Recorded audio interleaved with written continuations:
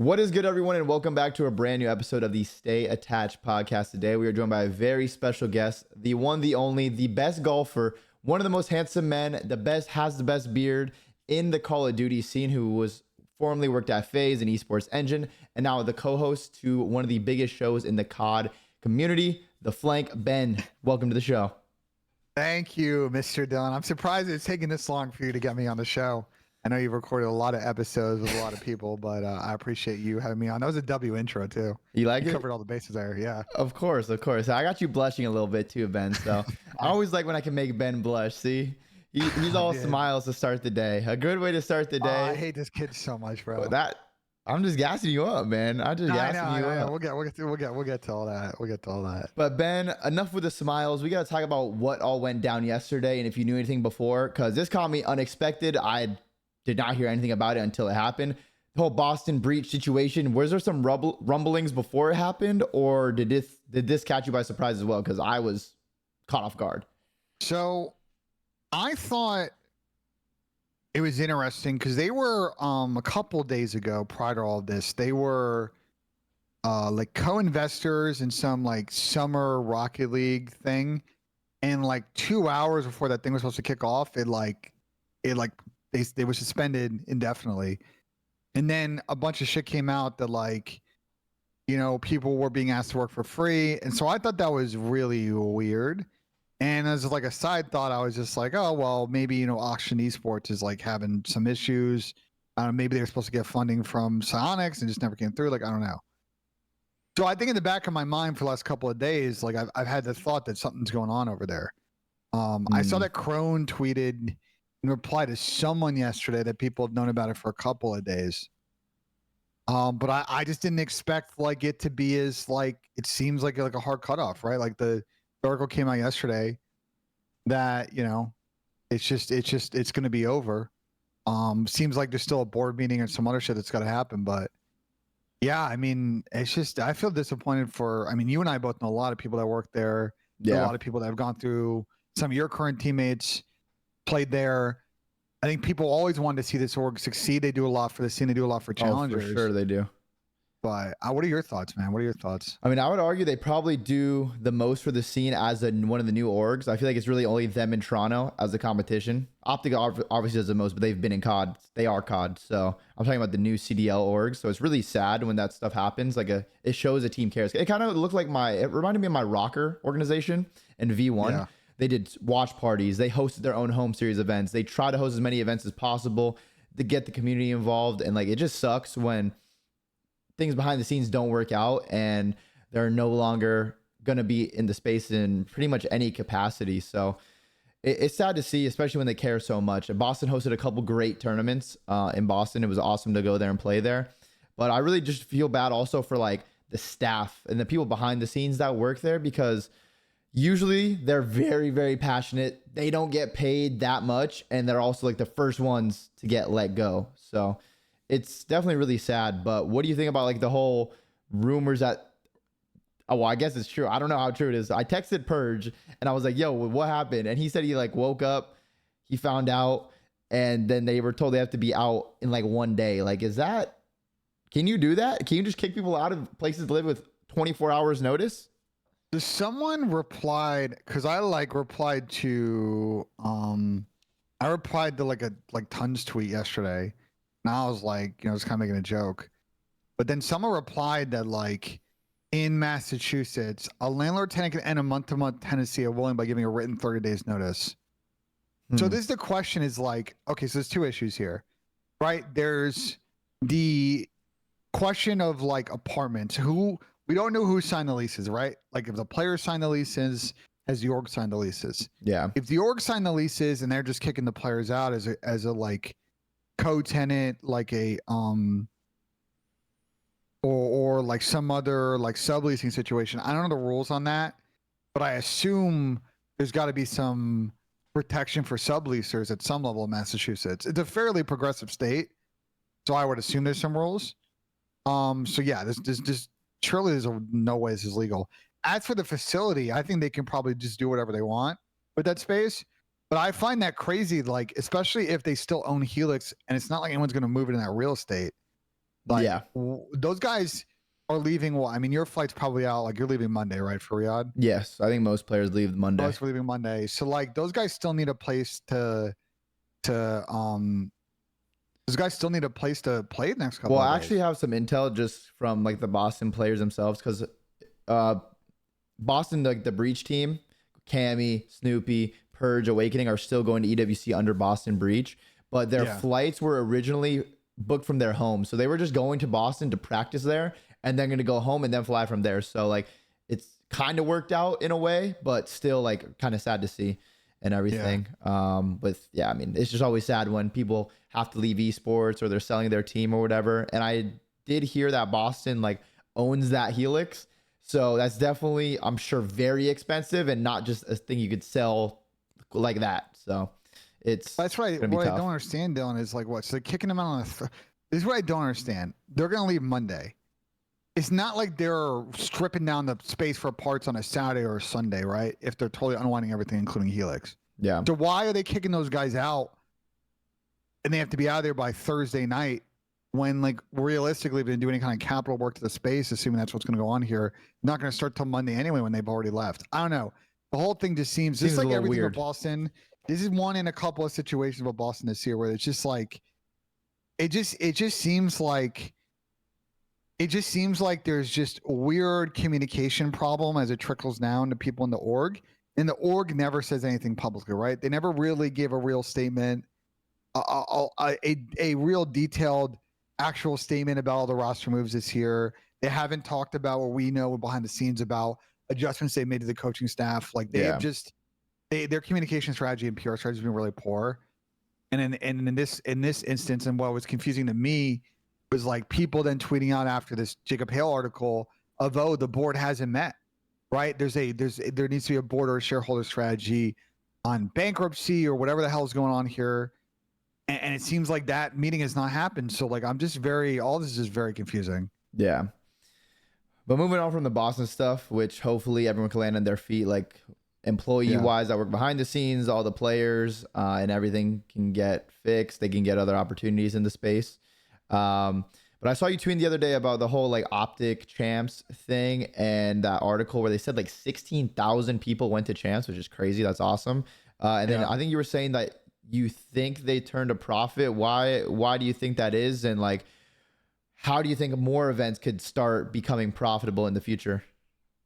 That's a great question. So, I think that first off, 16K fans is probably pretty close to highs in COD. I don't know for like, because there were a lot, like you may not realize when we went to an Anaheim, like you fit a lot of people in that room. I don't know the exact amount, but there were probably like 4,000 to 5,000 at a given moment in that room. I don't know how much, maybe more. I wish we had a map here because Anna could probably speak to that. Like 16K across 4 days is probably a record, I would think. I feel like at minimum CDL for sure, maybe all time, but for sure CDL. Because some of those LG Anaheims are massive, multiple games. You know what I'm saying? Like, but as far as making money, right? You were there. There were hella sponsorships for that event. They had like 5 or 6 title sponsors. They had a bunch of people activating the lobby. They probably made serious money through that. They sold out on tickets on the weekend.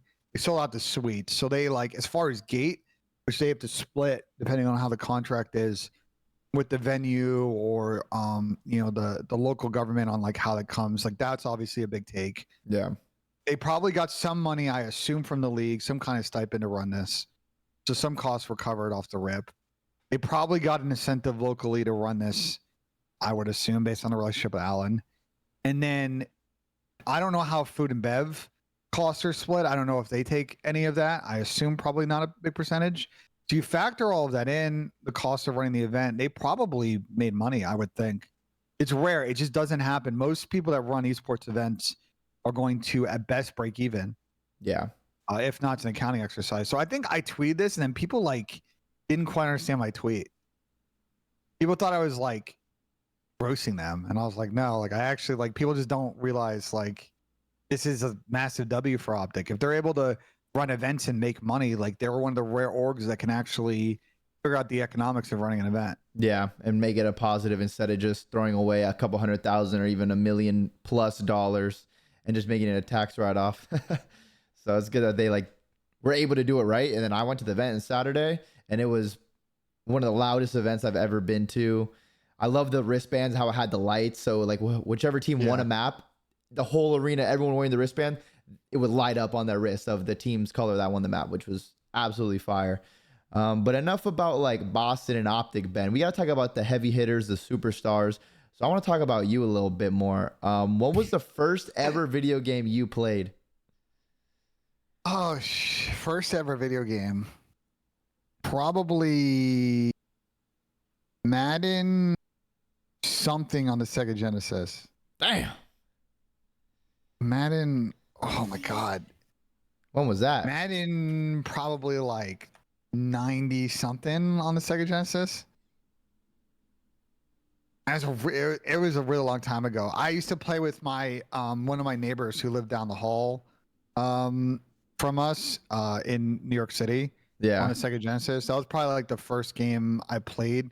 Apparently, the story goes with my parents. It's the story my dad has told me. Allegedly. Is the alleged story is that my dad convinced me to complete my potty training by saying that he would buy me a Sega Genesis. And then you locked in? I locked in, and then he had to go to a store that's not even. This is such a throwback. And if anyone's watching this and knows what it is, it used to be this electronics chain called The Wiz. It doesn't exist anymore. It hasn't existed. You got to be unk to remember that, is what you're saying. The Wiz used to be a store in like New York in like the late 90s. I think it was probably founded in the 70s. Yeah, it was founded in 77, but like it became PC Richard in like early 2000s. My dad had to go to the Wiz to go buy me a fucking Sega Genesis. So that's when I started playing games, and since then I got hooked, bro. Like, you know what I'm saying? You just need an incentive. You just needed an incentive. I needed a fucking incentive, but yeah, that was probably the first game I played. We played some WWE game, I think, on the Genesis. Obviously, I played like the Sonic game, Sonic and Hedgehog. The Genesis was lit. Those were good. I bought N60. I got an N64.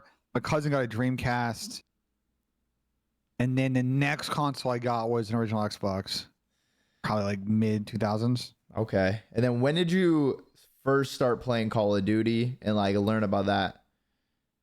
So Call of Duty, the first Call of Duty I played was probably Call of Duty 2. I played COD 2 with a couple of friends. So I was really big into Halo mid 2000s, really big. Yeah, Halo was huge. I was a big fan of machinima stuff back then. This is like pre-YouTube, so like all those videos got posted on this website called Mythica, which doesn't exist anymore. I was a big like Halo fan, big in the Rooster Teeth community. So I used to play COD 2 with a bunch of like my Rooster Teeth friends. My friend Ray, we used to play a bunch with. Wino, a bunch of other people, Dan, a bunch of people that like I was kind of close friends with back then.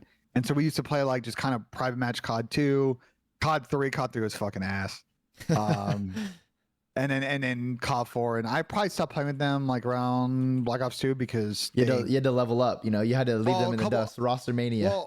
Well, a couple of things. Ray obviously started to really like his career started to take off. Like we would still play at night, but he was like at that point he had joined Achievement Hunter, gotten pretty big, and then subsequently he was just starting his big achievement grind as a streamer. So he was just like full on variety. Didn't have a lot of time to play COD anymore. Then everybody else in my friend group was generally like older people. Like Ray and I were definitely the youngest people by like 7 or 8 years. The rest of the group was like older people, and they had kids. You know what I'm saying? Like they were real life started. Yeah, they had 2 kids. Like they have no time to play fucking games. But and yeah, I mean, yeah. What about competitive COD? I was gonna ask, what about like competitive COD? Like when did you start watching or learn about that? I played occasional GB around Black Ops 2, because I had a couple of then younger people like I introduced to the friend group, and I was living Black Ops 2. I had just moved to Austin at the time. Black Ops 2 was about like 2013? 2012-ish. Or 2012? It came out 2012. I moved to Austin late 2012, early 2013. And so I just that first year in Austin, my friends are like, yo, there's this big champs event that's happening, because we played Black Ops 2 religiously, so that game was fucking incredible. Yeah, it was. Like, yo, this big champs event, Black Ops 2, like blocking a watch. So I watch, and that's when like, you know, I was like watching a lot of like Nade Shot or them on like Twitch at the time. But like obviously those were like the big known people in the scene, Yeah. Complexity. And like Champs Black Ops 2 was probably the first like esport event for COD that I watched, because I had watched MLG Halos. I wasn't new to esports, you know what I'm saying? I've been around Halo. I'd watch like MLG Halos back in the day, you know what I'm saying? Prime like Halo 3, like Halo 2, like MLG events. But that was probably the first like competitive COD event that I watched. And I got hooked ever since. I was like, holy shit, this is actually like P gameplay right here. And then how did you like really, because yeah, you're watching and stuff, you're playing, but it's just with your friends, your little group. How did you start like breaking into the actual competitive community, and like who were some of the first people you met, whether it's pro players or just known names already? So probably the really kind of keeked up. So I was following the comp scene in Black Ops 2, but you know, not really to the level that I am now. I think what happened in Ghost is that there ended up being an Austin event. At X The X Games, right? Games, Yeah. 2014, I think, was Ghost, right? Yeah, 2014. Yep, I was there. So I went to this event, and actually saw a COD event in person for the first time. And I was obviously like kind of an OpTic fan at that point, like, you know, so like the story around OpTic, especially if you remember in Ghost, right? Like the team really fell apart at the beginning of the year. Yeah, I beat him at Philly. And then, I beat him at Philly, and then Scump left. And yeah, you ruined them in Philly, bro. You ruined them in Philly, but like they, you know what I'm saying? Like the redemption arc for this was probably the biggest OpTic redemption arc other than what happened this year, was like with Clay coming in and this run, and like resulting in them pulling up to X Games and winning. And I think the first time I really met pros is the party, like right after this event. Did you go to that party? Did like some rooftop bar? And I was 16, so probably not. Yeah, they could have extra hands. Or 17. Was I 16 or 17? I think it was. No, yeah, but you could go and they would have just extra hands, and you wouldn't just been able to drink. Oh yeah, that's true. Yeah, I mean, we were in Austin, and I was making my way into certain locations on 6th Street. Don't worry, I was making my way. You were sneaking into bars on 6th Street at this event. I was making moves.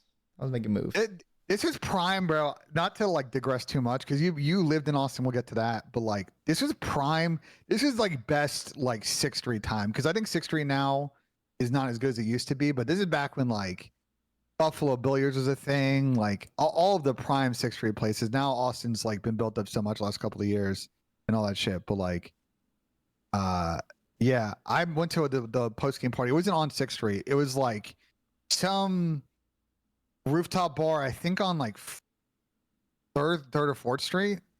But like I went and I met a bunch of people, met the casters, talked to Puckett, and I was like, okay, well, like I actually really fuck with the scene now. Like, wow, I need to get in this scene. I need to get in here. I'm like, bet. And so I started really watching a lot in Ghost, like, and the OpTic team who I was following at the time, especially Clay, you know, their kind of journey after this event.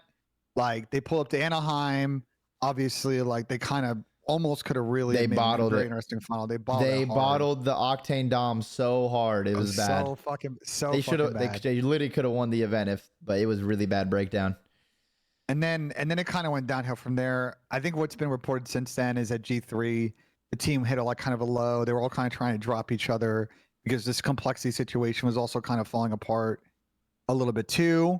So they were trying to get like, you know what I'm saying? Like there was a lot of moves going on, and they weren't too bad at Nashville and Dallas, but they were not a factor at either of those events. Yeah. And then I think the two things that happened, like biggest entry to the scene for me, were two different things that happened in essentially the fall of that year. Thing one was Clay getting dropped and him starting to stream a lot more. Yeah. On MLG.tv. So he's saying on his chat at that point, I got modded. And then the second thing is sometime after that. This is probably like December-ish. This is like after Columbus Open, I think. This is like December-ish. You know, OpTic Intel, which for those that know at the time, this is like pre-second tier of Dicerto, because Dicerto used to be around like way earlier in the scene. But before like Prime Dicerto exists now, there's not like the way people got news about the scene was like on Twitter. I don't know if you remember that, Dylan, but like OpTic Intel, like ESN, Yeah. there were a bunch of other accounts, right? Yeah. Smaller accounts. Esports Network and all the other Yeah. stuff. So Yeah. so OpTic Intel tweeted out like they needed people to volunteer, and I was like, oh, I'm bored tonight anyway. You know, I could like, just do it. So I apply, and actually, my friend Alex, she like hit me up after I applied. She's like, yo, did you apply to OpTic Intel? I'm like, yeah. She's like, oh, well, I'm running their Twitter. I was like, well, I had no fucking idea. You never mentioned this shit to me. You and I used to hang out every day. Yeah. She's like, yeah, like you want to come in and like help us out. So like OpTic Intel was lit. OpTic Intel was like her, me, Hitch, Osbo, Hudson, Aaron. There are a bunch of other people I'm probably fucking forgetting. I think my friend Phil was there at one point. I think Frankie was there. There were a bunch of like edge people who aren't as much in the scene now. Yeah, people that were there. And like I was doing that volunteering for events. So going into like early AW before you team with Clay, I was on his chat, so I watched him do that whole run with the fucking shit Envy team that he was on. Man, that team was bad. That team was bad. That was before, you remember this. That was before an era where people like really thought about roles in a meaningful way before roster changes. Yeah. You know what I'm saying? Yeah. Like that team kind of formed, and like it was a weird team because Clay was running an AR a lot of the time. It was him, Joe, and Cap. And like who was going to run a sub on that team was kind of the issue. Yeah. They just don't have any sub players really. So Clay had to run a sub on that team, and they were not that good. So I was covering Orlando remotely, and then obviously Envy fell apart. And it sort of how I meet you, because Clay obviously ended up on denial. He famously said like when he got traded there, he wasn't sure that if he was going to stick it. And you guys had a 2K. I can find it. Yeah, I think we played a 2K versus OpTic. And you guys fried, and you're like, hold up, like yeah, I think we went down like 0-2 map count, and then we won like map 3, which was come back up link, at map 4. I don't remember what it was, and we lost game 5. But OpTic was, of course, by far the best team at that time. Like no one was even getting close to beating them. So like, when we actually played well versus them, we're like, I mean, maybe there's some there, and then we kind of just stuck it out from that point and built from there. Kind of crazy. Is this a 2K? No, I don't think it was this one. No way you're trying to find the actual 2K it was. Oh, it was the UMG 2K. Oh, okay. Yeah. I can find the bracket. There's a fucking archive.org link. But yeah, you guys did the 2K because I was watching, and Clay was like pretty adamant publicly. He's like, I don't know with this team, you know what I'm saying? And then you guys were good, and he was like, okay, well, like shit, like maybe we got something here. So, like, obviously, you guys had a really good run with that team, right? Like, you guys got a bunch of seconds. Really, the only team you guys really couldn't beat on LAN was OpTic. I think online, you guys had a problem against E6, but everybody had a problem online against E6 that game. Yeah, for sure. You guys lost E6 online, I think, before champs. We lost the E6 online a week before champs, then won champs. Yeah. So that's always funny. But yeah, no, we had a solid run on LAN. Like, the only team we were lose to was OpTic, essentially. Well, actually, I think we lost to Envy after the roster change, because Zuma and Saints Nato went to Envy to team with Merc and Nameless. We lost to them round 1 of season 1 playoffs. And then we made a loser run all the way to grand finals, where we lost to OpTic. The event before champs, we got second again, lost to OpTic regionals, and then went to champs and beat OpTic in winners round 1. And yeah, that was pretty much the rest. But yeah, we were always like, the only team we really lose to was OpTic until champs, where we were able to beat them, which was pretty crazy. But what was the first COD event you went to? No, we just talked about it. Was X Games 2014. That was the first COD event. Oh, that was the first COD event. Okay. But Yeah, we first met at AW champs. We met at AW champs. Okay. You and I met at AW champs, because I went and I covered it for OpTic Intel, but Clay was also like, yo, come, like, meet the fam. Yeah. And like, everybody was there. That was like peak denial moms. Like your mom, shout out your mom, who's a fucking goat, by the way. My mom, Clay's mom, Chris's mom. Chris's mom was there. I think Cap's mom was actually there at that event. Was she? Maybe. I don't know if she was. I don't know. I don't think I met her. But I met that's where I met Scump's mom for the first time at that event. And yeah, like the rest is kind of history. Like, you guys obviously at that event had an incredible run. Lost to fucking Nick and them. in bracket, and that's how you guys ended up playing with seating wise, playing Yeah, that FaZe, set us up. playing OpTic winners round one, and then after you guys, I remember talking to you guys after you won that winners round one match, and you're like, yeah, we're winning this shit. Like you get that like winners round one win against a team that has beaten you for like the last couple of tournaments, and you just got like infinite confidence. Yeah, I think the only team You that guys- even had a chance would be like TR, because they were just so good at uplink at the time. They were so good at uplink and search, but we were pretty good at search, but they were just by far the best uplink team. So that was really the only team that we had to like look out for. You guys also had a good cheese nade strat in that game though. You guys used what fucking you guys were using what perk were you guys fucking using in that game? It was called Danger Close. Yeah, you guys. It was called Danger Close. Yeah. Yeah, people were Chris was hitting crazy nades across the map, and I was like, let's go, nade kills. And then whenever we played TR, they always agreed to use the Amelie, which was the LMG. Yeah. So it'd be like Amelie thermals. And like the reason we were able to beat them with it is because we played them at regionals. And I think it was a really close game, but we ended up winning. But they used it there too. So they didn't get far in the bracket because we beat them for like top 6 or something, or top 8. So we like knew that they liked to use that and how to play. And Clay was really good with the thermal LMG. And we just kind of knew what they want to do. So we would ask them before the matches if they would agree to like not use it. And they're like, nah, we want to use it. We're like, all right, bet. And then we would just slam them in hard points. S&D and uplink would always be a grueler though. Yeah, because you guys, I think you guys lost to them. You lost to them at regionals. No, we didn't. We got That's second. No, I know you got second at regionals, but you lost to them at winners at regionals, and you know. Oh, I think we lost them like pool play or something, or maybe winners. Yeah, we lost to them and beat them. I remember. You got 3-0 by them second round of regionals. And Yeah. then you beat them. You guys had a good run. You beat XGN, Rise, Prof. Okay, you guys actually beat a lot of good teams. And then you beat them in losers semis. Yeah. This bracket just fucking goes on forever. But yeah, no, you guys and them had a fucking good matchup. They had cheese strats though, bro. Oh, they were so cheesy. They had cheese fucking what was that fucking map with the fucking, the snowstorm or the avalanche drift, bro. They had, were like, on cheese top. roof strats and drift. They were on top of the rocks shooting us, and we got 6-0'd at champs on that map because they were just on top of random rocks and buildings that you are not supposed to get on. It was crazy. They were breaking GAs, so I wish we had the GA strategy back in the day. But yeah, that was your crazy. first event win though, right? Champs is your first event win. Yeah, on land, right? Yeah, that was my first event win on land. That's crazy to think about. Actually, is. That's crazy. It is. Yeah, It's crazy. You got your best placing for that was all the seconds you got, because you guys on Curse Orange, you guys were. I don't think you ever best you got was top 8. Yeah, like Then top looking at 4 fourth at at Rise. Yeah. And then yeah, Denal had a pretty good run, like with you and Tommy and Nato. You guys got 3rd at Orlando. Yeah, we got like 5th the first event, 3rd at Orlando. Then all the roster changes happened, and then it went down after that. But moving forward to a little bit to when we connected, Ben, when we really connected is when the whole in Infinite Warfare 2017. I'm gonna move out of my house for the first time and move somewhere, and it's Austin, Texas, with the other with my FaZe You're teammates. skipping a whole era though. You're Oh skipping yeah, a whole we era. could talk about FaZe. We could talk about FaZe. All right, so we could talk about. We're skipping. FaZe AW. I mean, we formed FaZe AW.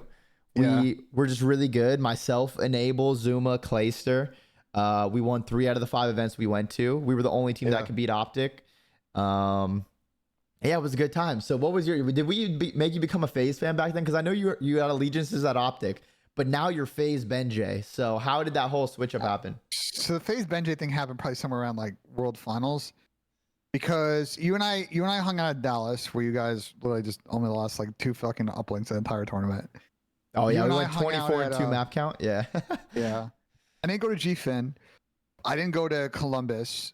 I went to World Finals. And at that point, like, I'd been at Dallas is probably the first time I met Temper. And I met and actually I met Ricky at Dallas too. I probably met Ricky at Champs, or I don't remember anyway.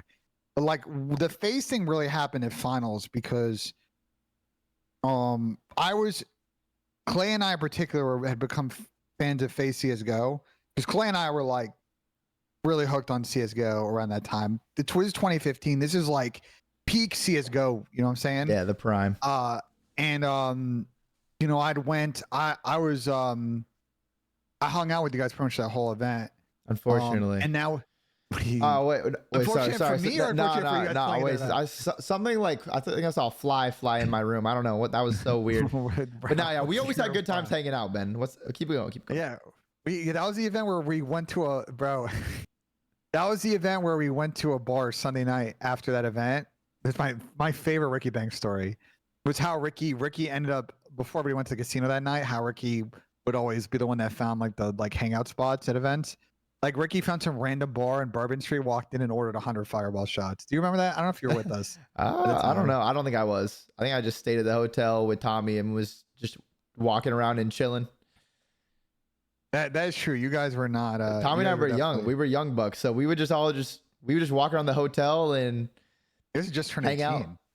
Yeah, I just was Right? 18. I think Tommy Yeah. was what, 19 or something. Yeah. So yeah, we were young bucks. But yeah, no, that's where the FaZe thing started because to the point you skimmed about Black Ops 3. Like I worked for you guys for a bit in Black Ops 3 at South Carolina. The problem for me in Black Ops 3 was twofold. One is like, because I went to Totino's to pitch you guys on joining because I talked to Tommy and Ricky and they were like, yeah, talk to the boys. So I flew out to Totino's for a day and like pitch you guys and you guys were down. The problem that happened to me in Black Ops 3, why the analyst thing was so short was the like, FaZe had at that point been going through all of the Sebastian stuff. And so Seb was starting to kind of put infrastructure in place for the organization. And I think they wanted to spend money elsewhere at the time. Because I was asking for like 1.5, 2K a month to continue the analyst work after South Carolina. And they were not, that at the time was like either a full player or a half of like a CDL, like a COD player salary. So they were, you know what I'm saying? Like they were starting to spend a lot of money. They spent a lot in buyouts and stuff to try and build their CS team. The CS team was a big investment on their part. So they were not willing to invest in, but yeah, you guys moved to Austin at that point. 2017 like, Infinite Warfare. Yep. Yeah. Was that like, I'm trying to remember when you guys moved. We literally moved right after PSX. So I don't know what month PSX was, whether that was like a December. Before Christmas then. I think it might have been like early December or late January, one of those two. Because yeah, we won PSX, and then literally like the day after I flew to Texas and we all moved in. I'm trying to remember if it was before Vegas or not. It was before Vegas for sure. Because PSX was like before the event. Are you guys sure? I'm trying to remember 100%. if I flew back with you guys from Vegas or not. Nah, it was 100%. PSX was before it. I may have flown with you, but the problem is Vegas was right before Christmas. You guys might have gone home after that event. That's why. Yeah. Yeah, wait, it says it right there that... Oh, are you talking about moving? Yeah, I'm trying to remember if the moving was in December or January. I don't I'm pretty sure it was remember, PSX because I literally flew out the next day. Like I remember being at the Anaheim Convention Center with my mom, like after we won the tournament, and I was like, oh yeah, like, well, she already knew, but I was like, oh, like, yeah, I fly out tomorrow to Texas for the first time I'm ever gonna move on my own. But of course, it was myself, Ian, Tommy, Clay, Chris, all moving into a house, the house was actually really nice looking back on it. It was huge. Yeah, the house was, I can find the house. Here, I'll put up on stream. The house is like in a development on like the super edge of like Austin. So like I pulled up like Austin, Texas. You guys were like deep left, like off of fucking Slaughter. We were not off of Slaughter. You were off of fucking what's that other road called? Fuck. Davis. I like how you still remember it. That's fire. No, it's I can find it. It's Jesus. This house. 7104 Via Dono. This is the house. Isn't that crazy that I know? Yeah, that's insane that you still remember. The only thing I remember, it was as far away from the gas station. I would walk like a mile each way to go get snacks and stuff. That's what it was. You guys were deep. It was very far from everything. But what was your job when you got into FaZe? I know you did like stats in Black Ops 3, but then in IW, I feel like you were over at the house setting stuff up. You were more. It took like a more managerial role. I felt like you were booking flights and stuff later on. No, that was not until after the roster change. Oh, that was after the roster change. So after the analyst thing fell through, I was focusing on my career at the time. I worked for a vendor, an IT vendor that was supporting Google Fibers, some stuff for Google Fibers, supporting their office. We're also like working like high escalated cases for them. including one that happened at your fucking house because it was Clay's fault. And so I lived like 15 minutes away from the house. And so I was more just like a convenience because again, Clay and I were close at that point. So like when you guys moved there, Clay's like, "Yo, come like set all our shit up. Like we need someone to build PCs."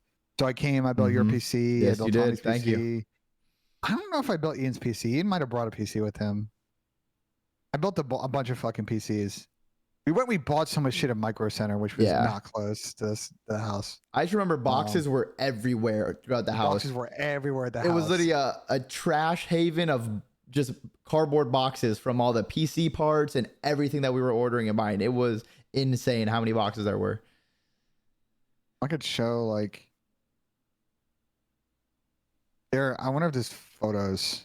Let's see here. It probably isn't. Show like the inside. There was like all the boxes were stacked like on the railing like of the steps. So like there was, you couldn't see this house. You probably see it if you're watching my stream. There was like a second floor, so basically like a big circular staircase. That's where your room was, Tommy's room, Ian's room, and Crowder's room. And then in the back left was like this like lounge area with a pool table that you guys never fucking use. And that's where all the boxes just like were stacked. This house is worth $1 million now. That's actually crazy. interesting. That's insane. That's a lot. But I mean, it is a big house. What, 4,000 square feet, 5 bed, 5 bath? That's pretty crazy. It was listed for sale. When it was sold to the company that rented it out, it was sold for $600K. Damn. This house is like almost doubled in value. It's fucking Yeah, insane. Anyway, doubled up. but yeah, no, there was like hella boxes in that room. Yeah. I set up all the stuff, and I used to come over and just like, I don't know, just like hang out and shit.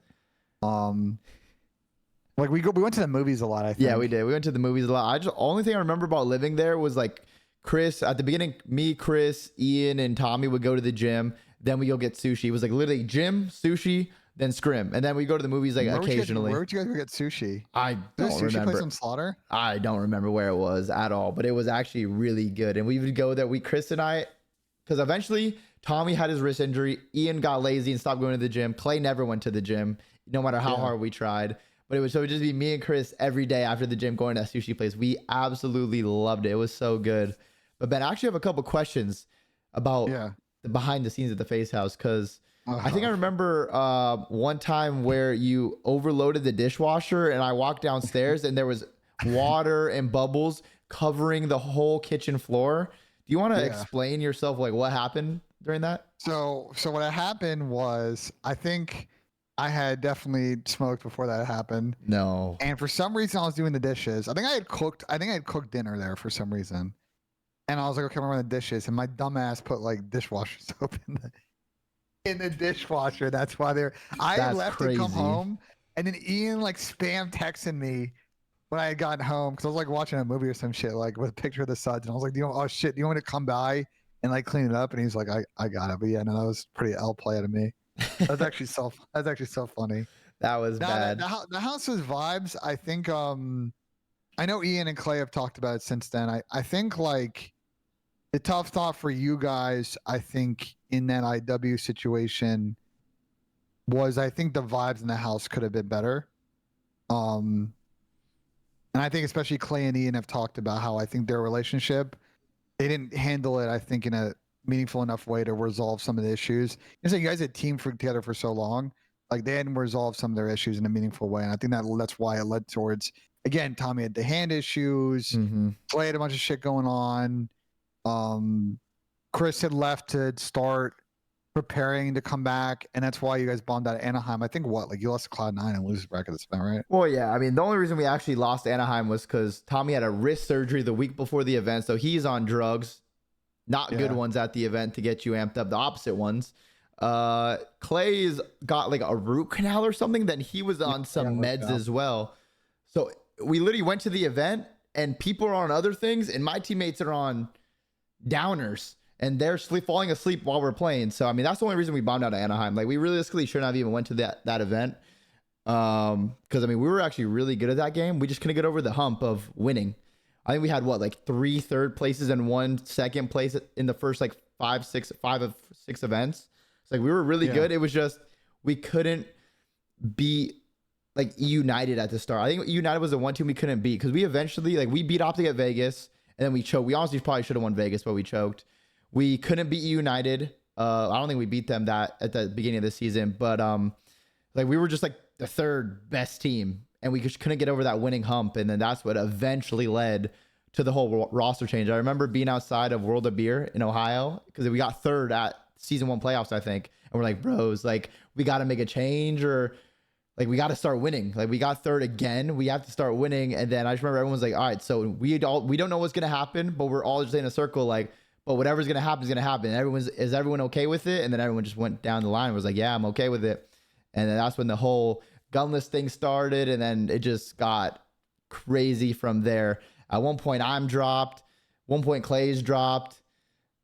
Ian could have been dropped. Like there was just so much going on. What do you remember from that whole roster change period? I mean, what I remember was I think you guys had issues in some of those series, especially South Carolina, where I think in like CTF was IW. Is IW. Yeah, the same thing applies. I think like the swing game mode was a real killer for you guys sometimes. I think to your point, like I think there was always some disagreement about how to play.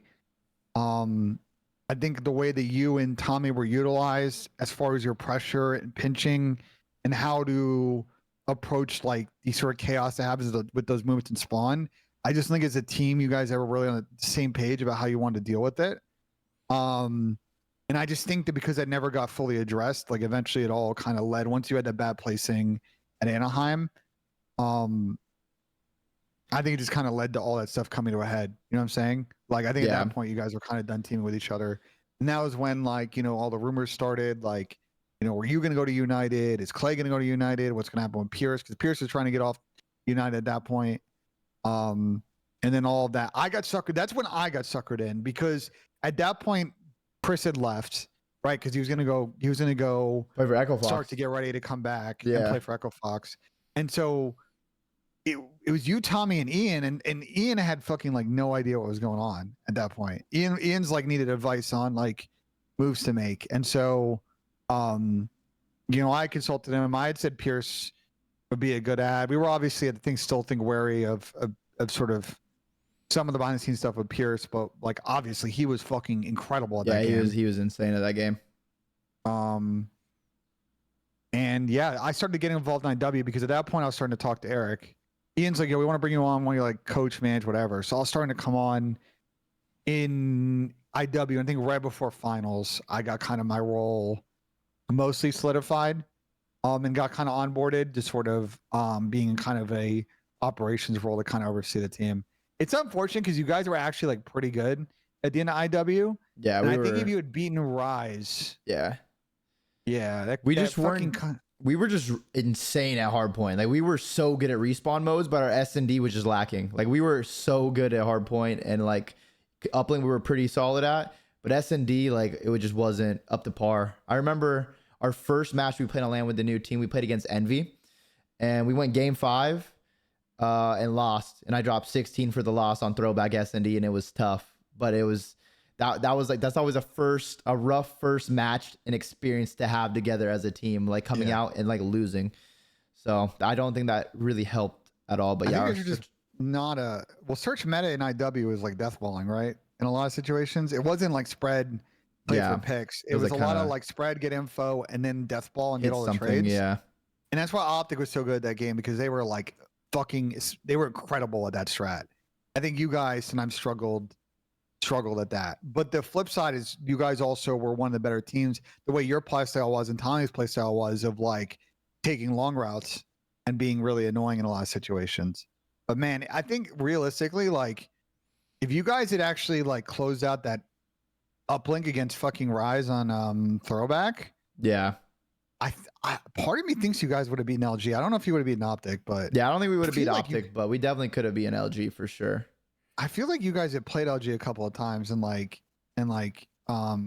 were good. What was LG's roster that event? It was probably Slacked, Octane, Saints, and Nick. Classic. I mean, they were Nick. Yeah, they were really good, but I think you guys would have had a chance. I mean, they all LG grind like those That was the real grinder team, to be honest. The LG team was on fucking eights They every night. loved eights, yeah. Yeah, I used to watch Jerry stream all the time. But like, Yeah. I think you guys could have been Rise. Maybe you would have beaten LG. But you would have been top 6 of the Top 3. top 4 at that point. Yeah, oh, top 3 if we beat LG, because OpTic beat LG in losers finals and then met. Oh, it was. I was Yeah, trying to think it was a loser bracket. There was a loser we bracket. lost it. We got 6th out of event, and Rise and LG played for 4th. So And you would have been 4th to beat LG. fourth, play LG, and then see what goes from there. Yeah, I don't think you would have beaten OpTic though. Yeah, I don't think we would beat OpTic. We got smoked by them that weekend. I don't think we would have beat OpTic that weekend.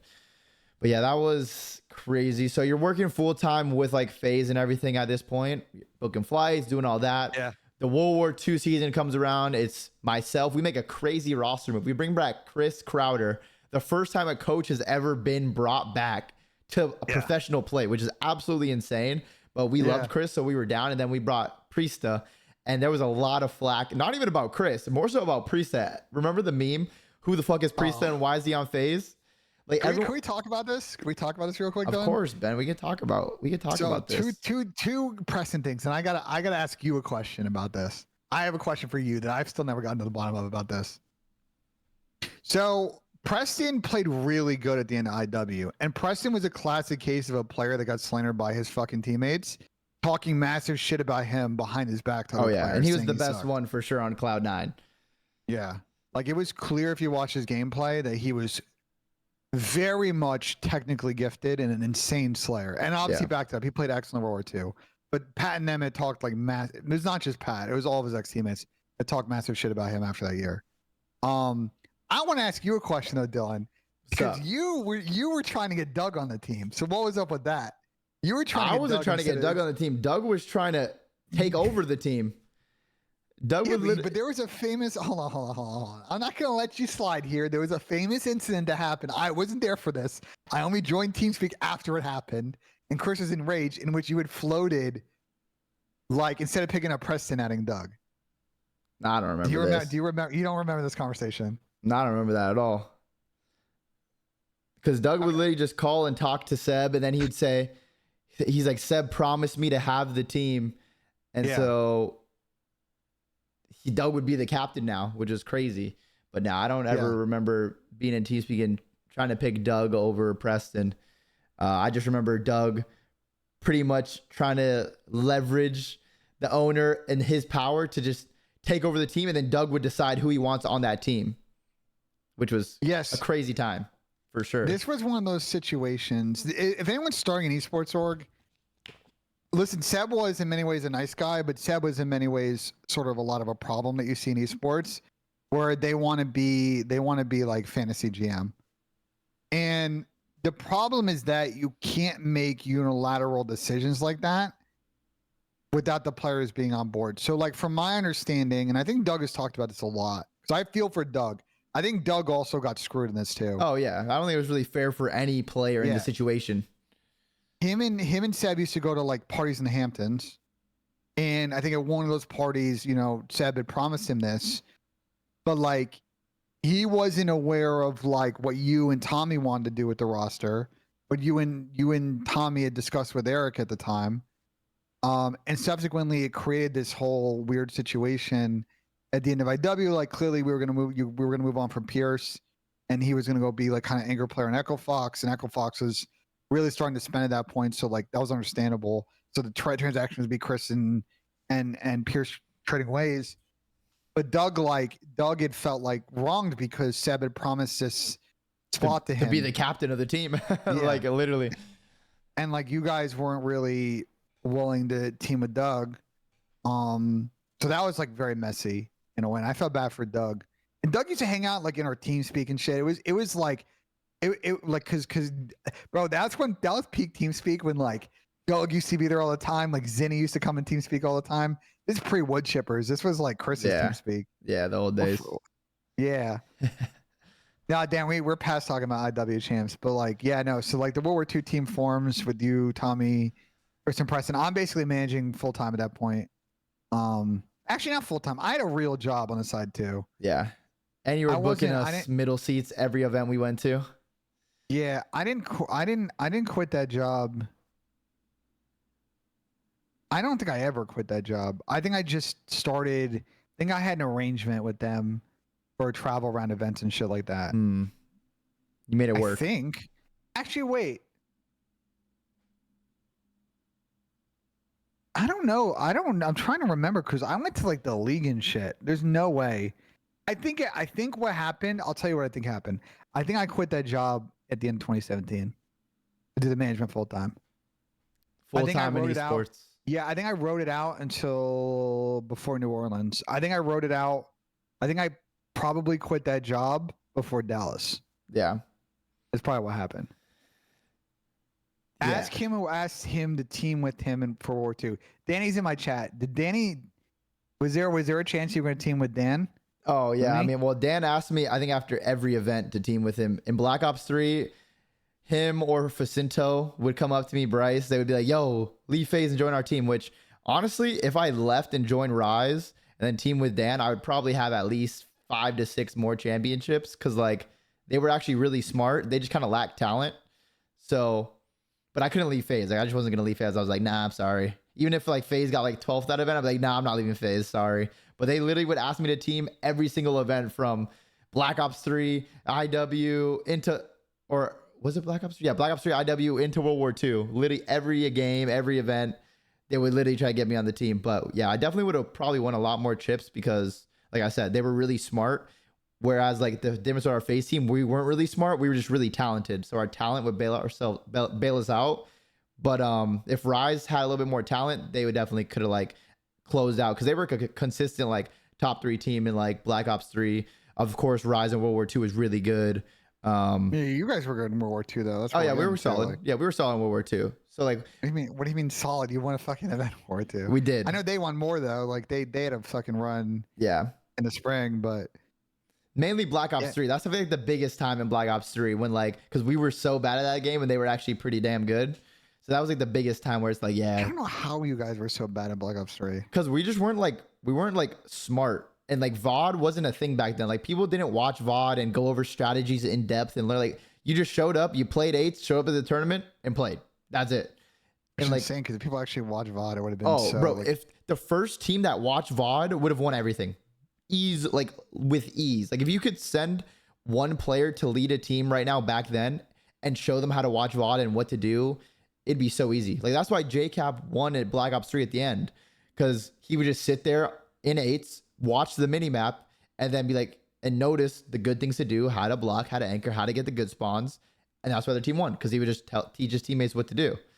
Like, so if you just watched VOD back then, it would have been so easy to win events. But Call of Duty just wasn't developed to that point yet. It was more so just a fun, go to the event, go play, come home, scrim, roster mania, go back to the next event. yeah, I just think I'm just trying to think like recording VOD back then. I think you could have been able to do it. I mean, like, SSDs were barely a thing, so like storage of VODs would have been hard. You could have uploaded them to YouTube. YouTube Yeah. was just a thing back then. No one just had the idea to do it though. Like it wasn't, And you there guys were wasn't an idea. streaming scrims anyway. Yeah. That was peak stream scrims there. So It definitely was fun to stream scrims. yeah, it would just come down. It would just come down to Codcaster VOD. Like people just didn't have analysts or coaches.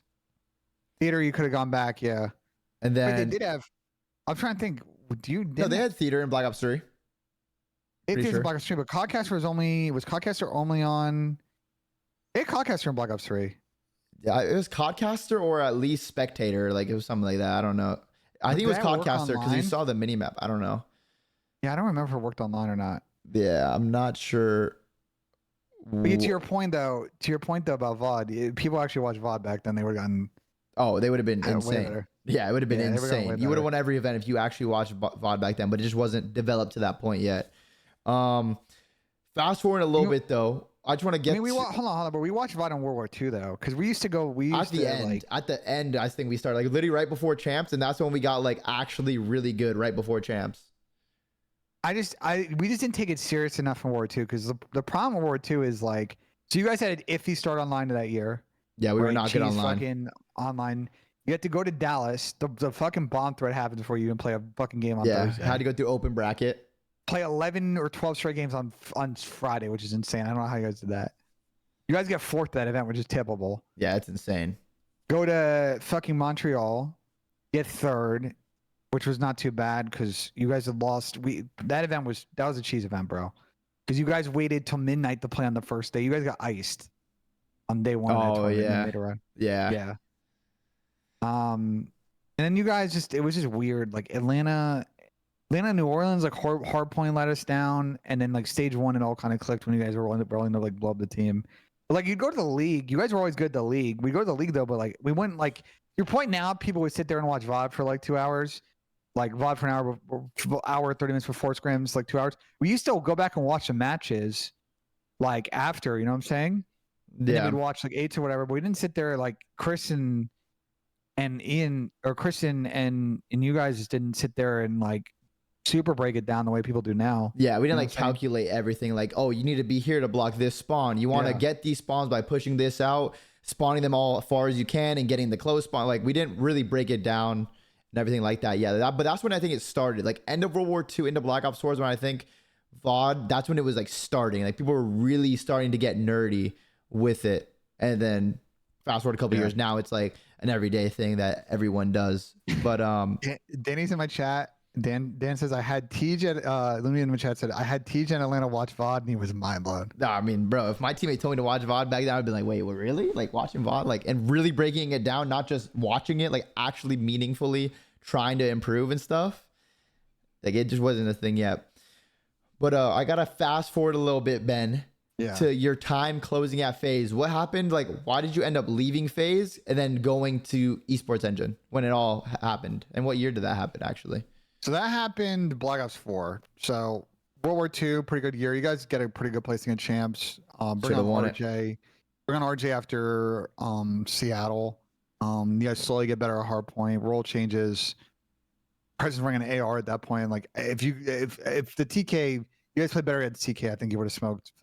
I realistically think you guys could have won champs that year. Oh no! If we beat TK, if we just didn't choke versus TK, we would have won. Yeah. For sure. But it shoulda, woulda, coulda. Black Ops 4 was a weird year. And this is also like kind of when FaZe was going through a lot of expansion, Fortnite, and I was kind of doing multiple things at the same time. Like COD wasn't even a thing on my plate. I was doing FIFA, and the FIFA team and kind of Taz's situation was very much in flux. Fortnite was just very weird because Fortnite, I was having to play politics with like Ricky and them, with Seabass, with Allen people in LA. Everybody wanted to cash in on Fortnite, and there was just like a lot of hands at the table. Yeah. And I was just like very green, and I was like trying not to step on toes when I should have been a lot more forceful. Like I should have been like, we're fucking this shit up, especially like the Turner situation. And so through most of Black Ops 4, like, okay, we pick up fucking Maddie and Trey and them. That was a good read out of me and Eric of the Red Reserve situation. We kind of predicted that one. It's probably one of my better reads. I have the two best reads in esports. My first best read was banning Fast Hands against Pat and them in Black Ops 3. That was my claim to fame easy read. Second easy read was me having a conversation with Eric in like October or November of Black Ops 4 year being like, yo, Red Reserve re-signed their team, but I don't know how the fuck these guys make money. They're getting paid a lot of money. Like I think this shit's like going to bust. And so we heavy watched that situation. And then once Kurt gave us, Kurt APOC gives a heads up of, this shit's like really coming to a head. Then we're like, okay, well, like, figuring out kind of how that was all going to be handled. And at that point, like you got loaned out, DG, blah, blah, blah. The esports ended thing kind of happens realistically around probably after champs. It happened very fast. No, it was before champs. So right before champs, we were heading to. I was driving to Austin to Frisco for like the pre-champs boot camp. No, it might have actually been before that. This had been the pre-Miami boot camp. Because I had a crazy travel. I had the most insane like a couple weeks of travel. I did Miami, then I did Fortnite World Cup in New York. Then I went to London. Then I came home for like one day, went back to Frisco for Champs Boot Camp, and then went to LA. I was literally home for 2 days in a span of like 6 weeks. some point before Miami, I think, and I could be wrong, this could have been after Miami. I got a call from I got like an email from Rami. You know Rami. Yeah, of course. Working at an MLG at the time. I got a call from Rami because some point at the end of World War II, they sat everybody down and said, look, here's going to have you how the Black Ops 4 season is going to play out. What are your guys' thoughts? You want feedback? They had presented this whole thing. And I had went to them and I had been like, yo, I gave them a lot of really good ideas. One of which was they ended up implementing was like doing, they were very unsure about how to do like cross group play. The way the Pro League was set up, you had 2 groups, how to get like crossover play. And I was like, well, just put everybody in pods. And that way you could like, you know, if you want to do an intergroup play, you just have pod 1 and pod 2 be there the same 2 weeks. But then you do 1 and 4 or 1 and 3 when you do the crossover, and they end up doing that. And I think they had always identified I was very good at like solutions and organized compared to the people in the scene. So Rami made me up. He's like, hey, like, I don't know if you know this, but like our time at, you know, MLG is coming to an end. The Activision's coming in. We're starting a new thing. Like, would you be interested? I don't know what kind of role you would have. We're still trying to kind of figure it out. But like, what are your guys' thoughts? What are my thoughts? And I was like, yeah, you know, I'm with it.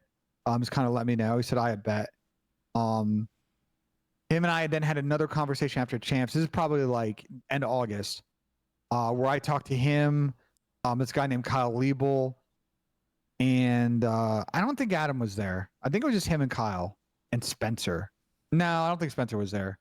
And it was really more of a formal job interview at that point. Oh, okay. And they were like, okay, well, listen, like, here's kind of the role. You'd be sort of a jack of all trades. You'd be handling, like, dealing kind of hands-on with accounts, like dealing with some business development. You'd be doing a lot of stuff, getting a lot of, like, and I was, like, down for that because there was a lot of really good experience. And I talked to Eric about it. And you know Eric very well, Eric Anderson. And I was like, this kind of situation, Eric. And Eric's like, I mean, if they give you an offer, you should take it because realistically, I can't really give you a huge bump. This was sort of around the time where the COD team had been unwinded. So my role in supporting Call of Duty would have been a little weird because AEV was coming at that point. So I would have been more in like a weird advisory on AEV role situation, not living in Atlanta. Like maybe I would have moved over to AEV. I don't know. We never got far enough in that conversation. Yeah. Before I left. Franchising came. Yeah. And I was still at that point hands-on and like trying to get we were trying to unwind the situation with you guys because, you know, that AEV team had formed and like, you know, you were going to go to New York. Tommy was going to go to New York.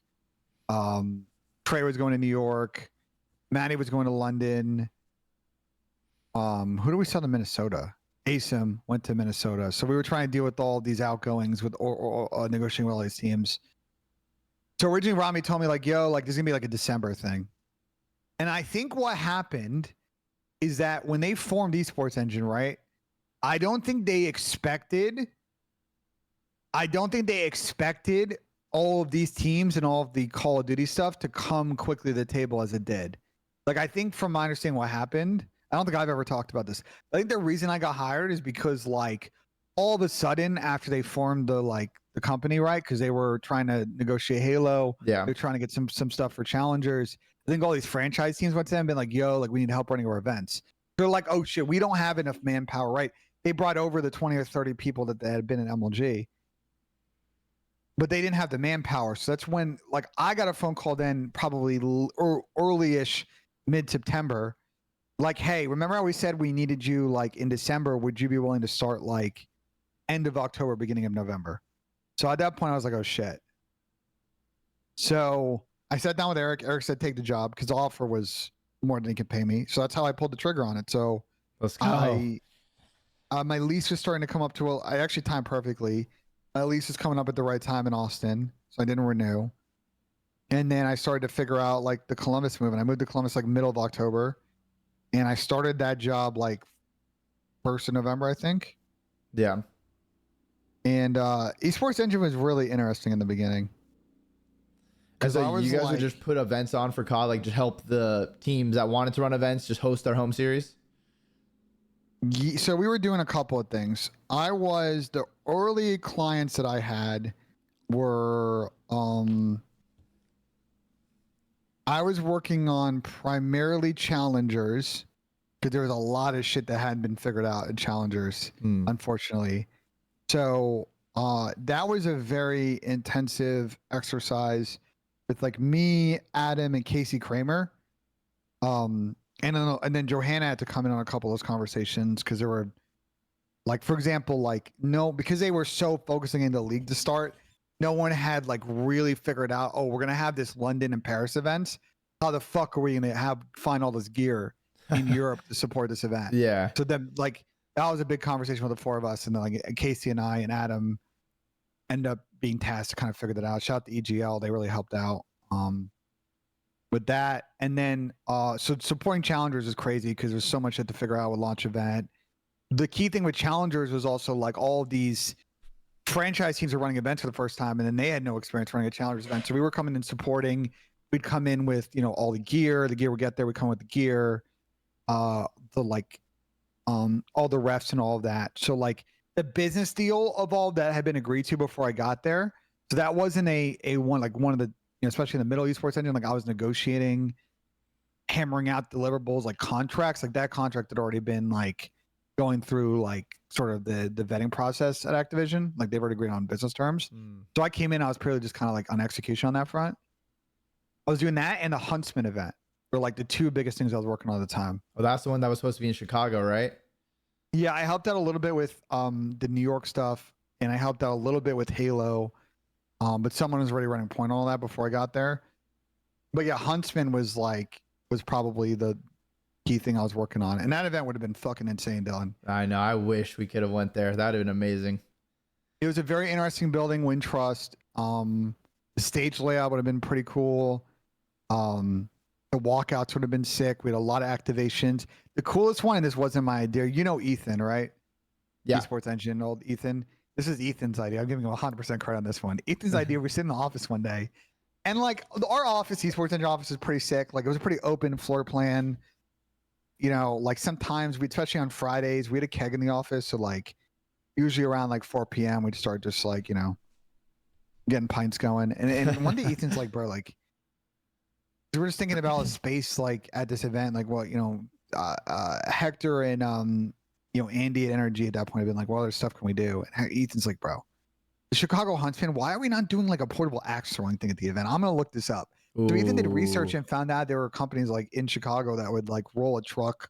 They would set up like a mobile with netting, like axe throwing fucking thing. That'd have been sick. Which would have been sick, yeah. So. I don't know if I trust gamers to be throwing axes like that, but regardless, it would have been sick. Someone might have had a couple axes slip and maybe hit someone in somewhere, but that would have been sick. They were gonna handle all like that was our big question. We're like the insurance and all that stuff. Like how is that gonna be fucking figured out? So yeah, but that would have been super cool. Yeah, it sucks because COVID. Like yeah, you know, season starts. You know, there were some bumps. I think opening weekend. Obviously, I didn't go to opening weekend. I think the first event that I went to and traveled to support was. There was London. There was LA, Atlanta. I think there was only Atlanta is really funny. So I didn't go to opening weekend. I watched our remote. We just sent challenger staff.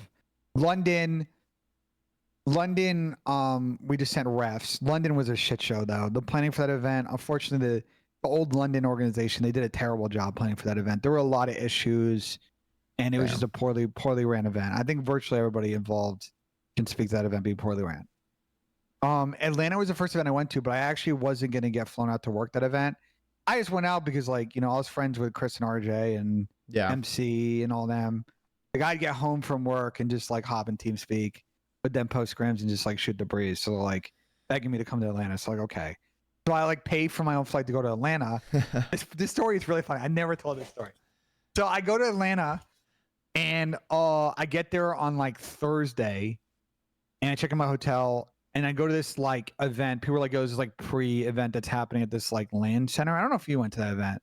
I did. That's where we recorded the games, or not the GameStop. The what's it called? The drink, Game Fuel. We recorded the famous "Yo, Tommy, I gotta go." That was why Tommy and I just went there for like a couple days to record that. It's so funny. Did you guys go to the like party at the land center that happened? Nah, I don't think so. So I go to the party at the land center. I meet a bunch of people. I run into Sundance at that event. because I had met Sundance. Sundance had come at that point. Like Sonny and Sepso were investors. You know, the parent company of the esports center was Vendex. Yeah. And I had met Sonny because Sonny had come to. I'd met Sonny first at his crazy party that he threw at Black Ops 4 Vegas. I think was when he threw that crazy party. But I had met him a couple times after, and then I ran to him at that party, and Sonny was like, "Oh, like, I didn't know you were coming." I was like, "Yeah, I paid, to come, just come hang out." He's like, "Oh, I got to talk to all these people, like, blah blah, meet these people." Eric was there, Ricky Banks was there. At some point, I ended up at fucking like strip club that night. And then like the next day, I'm like checking work Slack, and Adam's like, "Dude, Sundance told me that he saw you at this party, and he told me that we need to expense your flight as like business development because you were doing a bunch of like having a bunch of combos." And Adam was so pissed about it. Adam was so pissed, but like his hands were tied because Sonny was like, "Bro, like pay for his flight." It was really funny. They took care of you.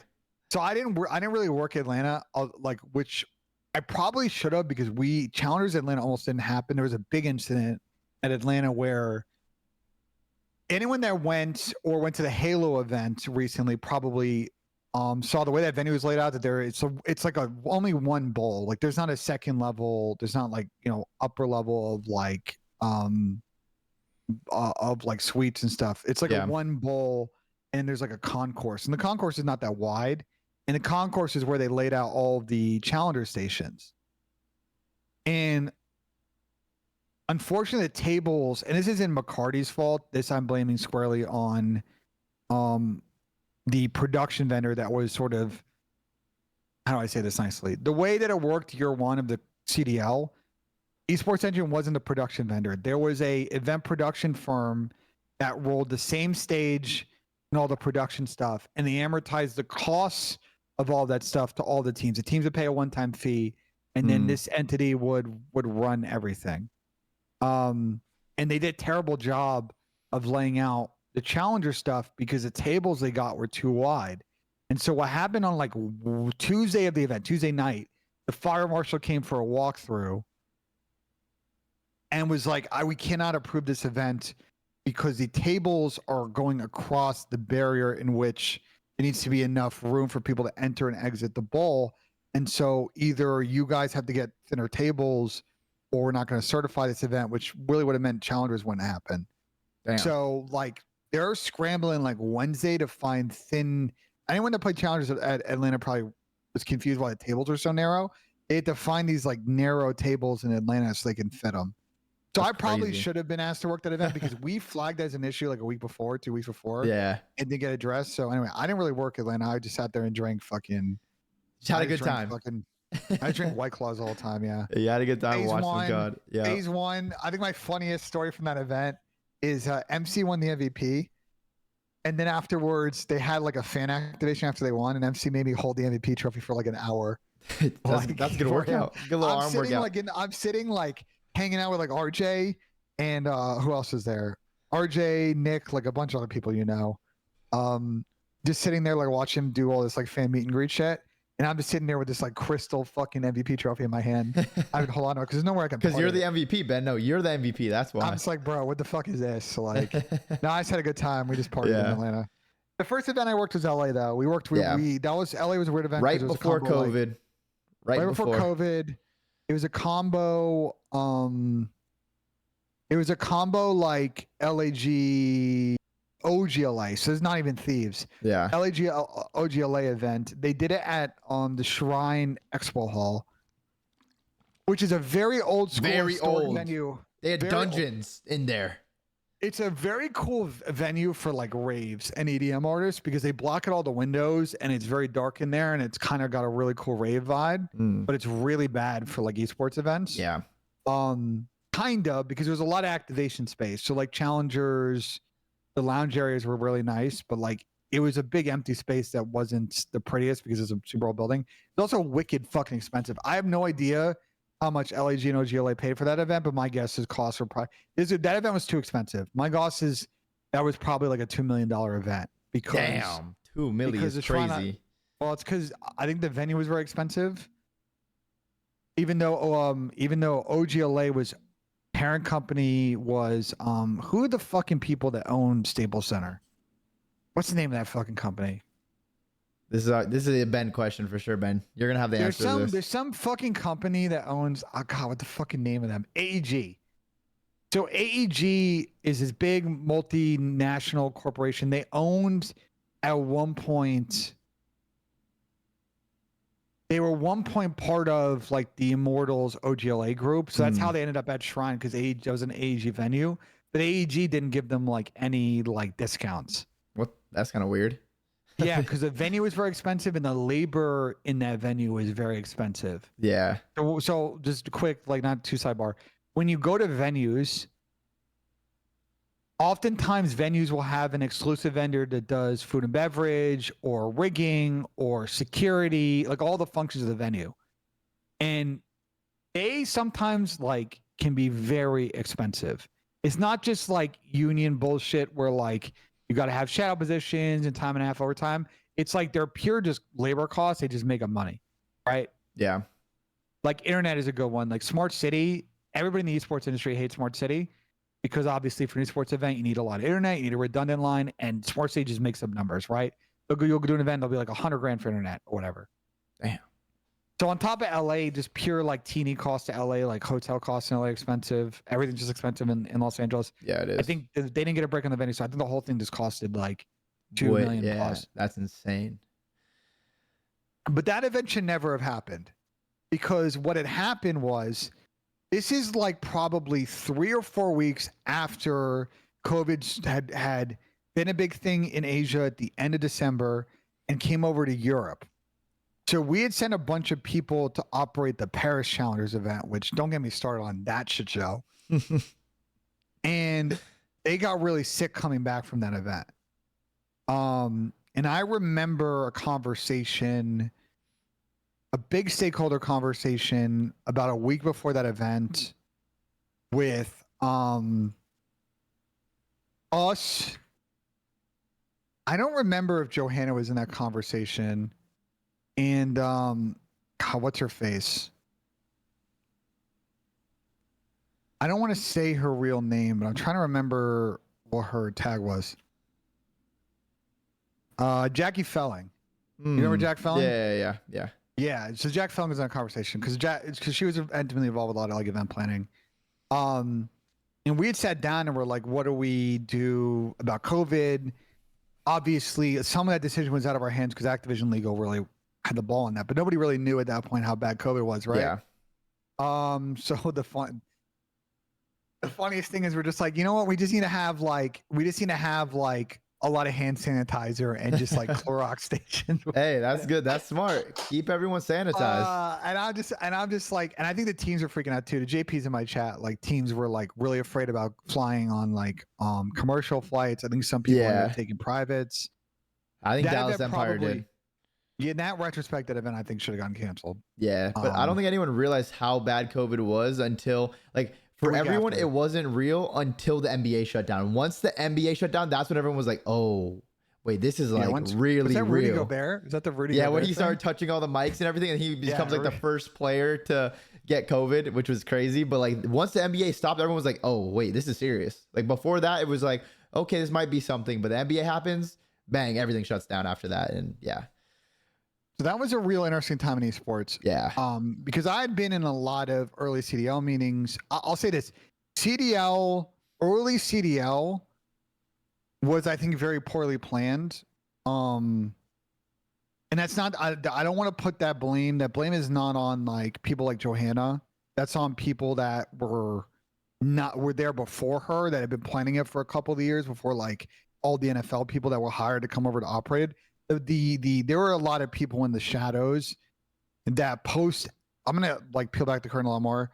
Post like MLG acquisition by Activision was like when they were starting to think about this franchising thing for Overwatch League and COD, because they were working on Overwatch at the time then, and like Bobby had these big plans. So like that crew hadn't really thought through a lot of this stuff well. And I don't know if you remember like the original like CDL plan was you guys were gonna fly around. Oh yeah, it was terrible. So that got pivoted like probably early-ish December by the owners. The owners sat down and said, yeah, we're just not going to do this. Yeah. Go so they fly to pivoted Paris for 8 hours to play one match and then leave and then fly to Seattle the next week. Like, it would have just been awful. So my guess, and I don't know this for a fact, this is probably a Alex Penn or Casey Kramer question. My assumption is like Alex and Casey especially were then asked to like figure out a pivot strategy, and I think they came up with a fairly good, in a way a weird one, but they came out with a way to not fully pivot the teams that were going to every event, like kind of strategy on how to structure the year. It wasn't perfect, but it was, in retrospect now with history, not that bad of the way they executed it. But I think what really threw everybody was COVID, and COVID changed the game because I think not even just like with the CDL, you saw the rise of these big brands wanting to do these online activations during COVID. Yeah. Because it was cost effective. And so on the esports engine side, like we weren't really doing broadcasts until right when COVID hit. You know, I was talking about Ethan earlier. My friend Carter, were probably Ethan and Carter were an early esports engine, like very much the broadcast leads. Like they were told early on, you're not going to do much probably until, you know, later 2020 we'll really get more clients. But like they got thrown straight to the wolves like when COVID hit, because we had, you know, like challengers were starting to pivot to do these online broadcasts. The CDL was pivoting to online broadcasts. We had a lot of partners and sponsors want to do online broadcasts. JP, I know you were at New York at the time. New York, that was my analyst right there. We wanted to do. New York was doing these online tournaments and this online Warzone thing at the time, because this is like Warzone time perfectly, right when like all the shit blew up. Yeah. So we were just scrambling through the early parts of COVID just to like start scheduling all of this shit. It was actually so wild. Things were moving so fast, and we were just figuring out shit on the fly because like no one had any idea how long COVID would last for. And everybody's just trying to get all the shit in. So that like 2020 year was so fucking crazy to me. With the pivot. It was a weird year. Weird year. And then when was the first time? Because it's probably soon after 2021 Cold War. When was the first time that you actually just did a watch party with Tommy, and how did that all come about? Or Zuma, for those who are wondering, how did that all come about? Because of course that started what we know now today as the flank. So the story on that is interesting. So that was probably,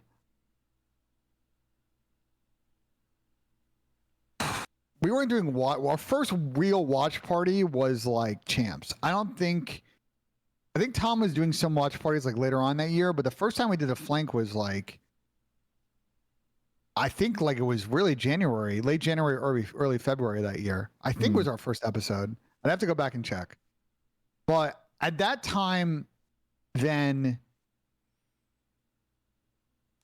was this Cold War? This is Vanguard, actually. I take that back. This is Cold Vanguard, War. right? Nah, it's Cold War. That's when you guys would just get on it and watch together, like just you two. Yeah, but I'm trying when Tommy matches. retired in Vanguard, though, right? No, Tommy retired before Cold War came out.